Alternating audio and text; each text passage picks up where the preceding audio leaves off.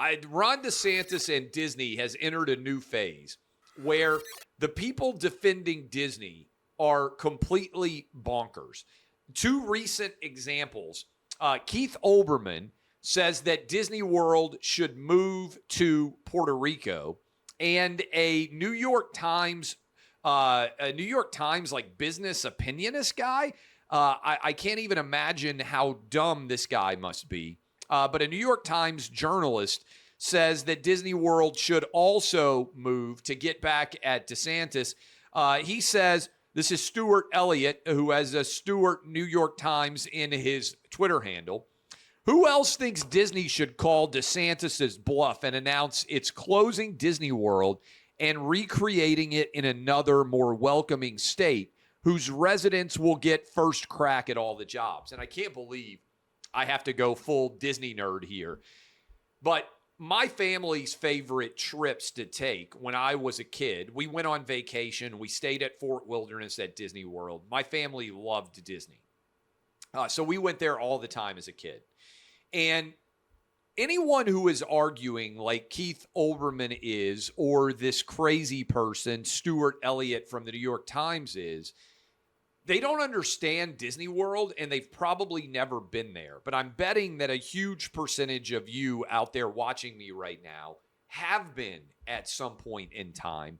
And the reason why this is significant is because you can't move Disney World. First of all, Walt Disney picked Orlando because he wanted an area of the country where he could be open 365 days a year and control not only the parks, but also all of the land around the parks. Because what he saw was when he opened Disneyland in Anaheim, everybody with the hotels put them right on top of his property.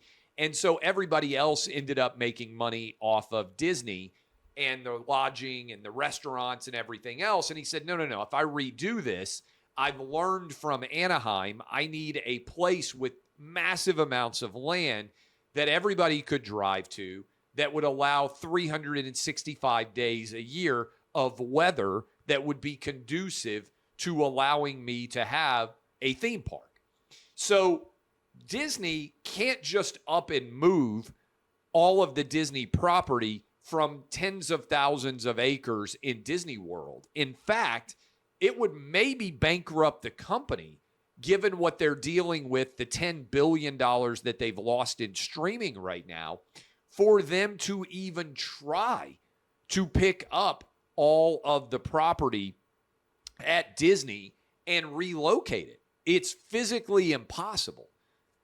Olbermann saying to go to Puerto Rico is really funny because you can't drive to Puerto Rico, which is a huge part of why Disney World has been so successful. We always drove. We never flew. We would load up in the family station wagon and drive down to Orlando as young kids. That was the way that we grew up. That's what, like I said, where we spent family vacations. But you can't even barely get to Puerto Rico. Puerto Rico, by the way, I love it. I spent a lot of time living in the Caribbean when I first started practicing law. But Puerto Rico is crumbling and collapsing as a location. And the idea that you could somehow replicate Disney World in Puerto Rico is crazy, to say nothing of the infrastructure, all the different international flights that arrive at Orlando, everything else. But also there's no other state with good weather, because they're all run by Republican governors. There's no other state with good weather where Disney could even relocate Disney World. But this is emblematic of how lost so many of these left-wing critics are. Their brains are broken.